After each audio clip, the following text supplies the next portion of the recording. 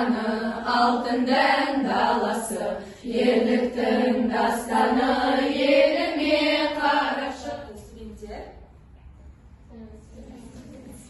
қалдарыңыз қалай? Жақсы. Бүгін біз сіздермен ұлттық мүдде және нарық тарауын бастаймыз. Оның ішінде ұлттық бренд тақырыбын өткізетін боламыз. Енді психологиялық ахуал туғызу мақсатында қазір біз сіздермен топқа бөлінетін боламыз. Міне мына жерде тұрған стикерлерді аламыз. Келіңіздер, таңдап аламыз бір-бірден. Қандай біз ұнайды, сондай түстен аламыз. Бір-бірден сіздер. Терезелеріміз қане.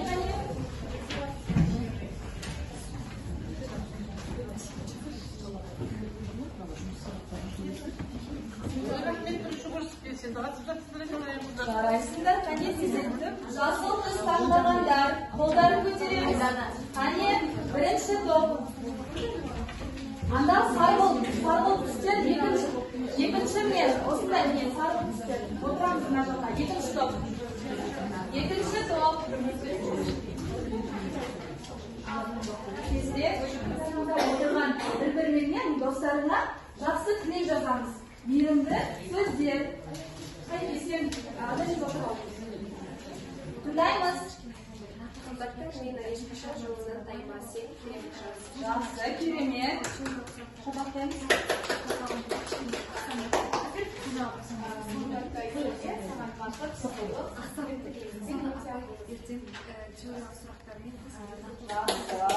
Келесі. сен өте мейірімді.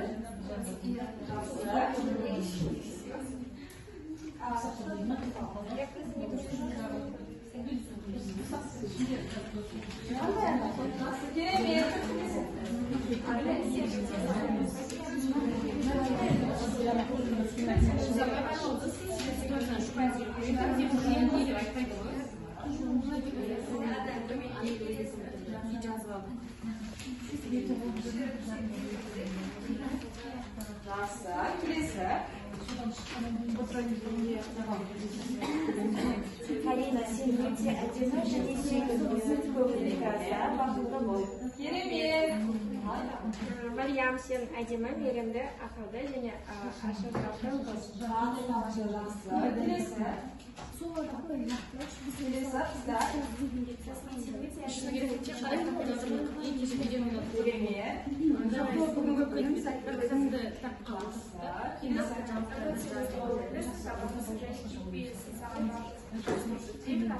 Өте жақсы. Келесі.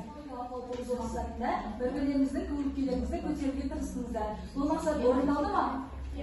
Жақсы, керемет. Ал енді сұрақ жазамыз. Бірінші, бренд дегеніміз не? Кім айтады? Бренд деген қалай түсінеміз? Кімдер? Бренд. Орында тұрамыз. Жақсы, келесі кім айтады? Бренд деген айта ғой. Бренд деген белгілі бір продукт шығаратын лейбл. Келесі. Болды ма? Жақсы. Келесі сұрақ. Ұлттық бренд өзін қалай түсінеміз? Ұлттық бренд. Айта ғой. Ұлттық бренд дегеніміз, мысалы, бір ұлттың шығарған бір танымал бір затты. Жақсы, айта ғой. Ұлттық бренд дегеніміз ол тарихи ұлттық мысалы киім болсын, ұлттық жабдықтар болсын, осылармен байланысты заманауи түрде осыны өзіміздің ұлтты білдіреді. Жақсы. Ұлттық бренд бір белгілі ұлттың немесе елдің белгілі шығарған танымал немесе ол ел туралы Жақсы, керемет. Үшінші, сіздің ойыңызша қазақтың ұлттық брендіне не жатады? Айта ғой. Қазақи дүкендер және қазақи тағамдарда ұлттық бренд ретінде қолданады. Мысалы, құрт, жент, қазір көп шоколад шығып жатыр ғой. Дәл сондай жент шоколад деген шығып жатыр. Ол да бір ұлттық бренд. Жақсы, тағы кім айтады? Ұлттық брендке не жатады? Қазақтың ұлттық бренд. Ау? Жайлау? киіз үй, қыздардың киетін киімдері, ұлттық киімдері киімдер немесе қазақша көйлектер және мысалы сумкалар сөмкелер бар ғой ұлттық бренд енді қазақ брендін әлем деңгейіне танытудың жолдары қандай? Ұлттық брендті танытудың қандай жолдары бар? Насихаттауда оқимыз.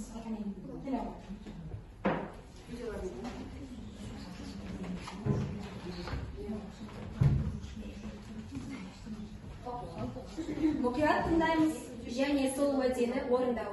Біздің елімізде отандық бренд аз емес. Мысалы, Жанат Бақыт Сен үйі, Роза Әлқожаның Мен сыйға тартқан орамал, Сабыржан Айрин, Сипатта тағамның бірі. Оны қазақтың Неге жаздыңыздар? Дәлелдесіңдер.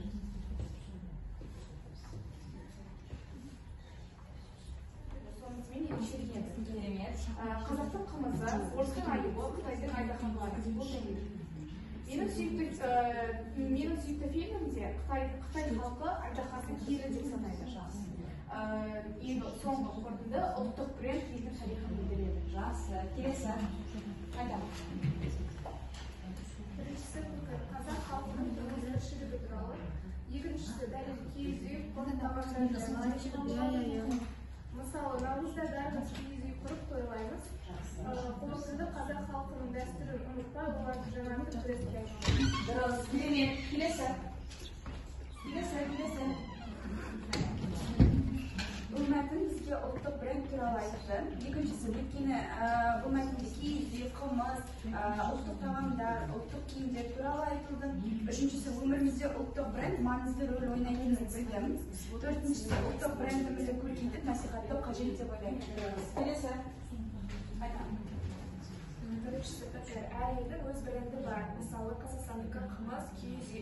Дәлел, себебі мәтіннің басты ойы осы. Мысалы, әр елдің бір брендтегі және танымал бренді бар. Қорытынды әр ел өз брендін насихаттайды. Жақсы. Менің ойымша, мәтін мазмұны өте дұрыс және мен осы оймен келісемін. Дәлел, ұлттық тағамдар, киіз үй тағы басқалар біздің ұлттық бренд деуге болады. Мысалы, тары, талқан, құрт, киіз үй, ұлттық киімдер және тағы басқалары. Қорытынды ұлттық брендімізді насихаттап құрметтеуге. Керемет. Ал енді бағалауға көшейік. Өз-өзімізді бағалау. Қазір тапсырманың аялдағына 10-ға дейін өзіңізді қалай бағалайсыз? Соны жазып кетеміз. Нешеге дейін бағалайсыз өзіңізді? Өзіңізге бағалаймыз. 0-ден 10-ға дейін аралықта. 0-ден 10-ға дейін. Бағалау.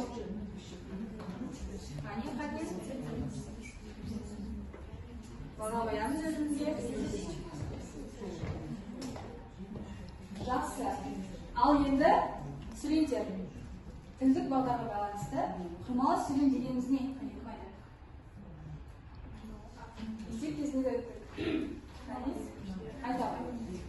Бірнеше жай сөйлемнен тұратын күрделі сөйлемді құрмалы сөйлем. Салас құрмалы сөйлем деген? Бір-бірімен байланысты және тең келеді, иә? Салалас. Ал бірнеше сөйлем бір-бірімен тең дәрежеде Жеке қолданылады. Енді біз қазір 3 түрін қарастыратын боламыз. Ыңғайлы салас құрмалы сөйлем және тізбек салдар, қырсылықты салас құрмалы сөйлем. Жазамыз.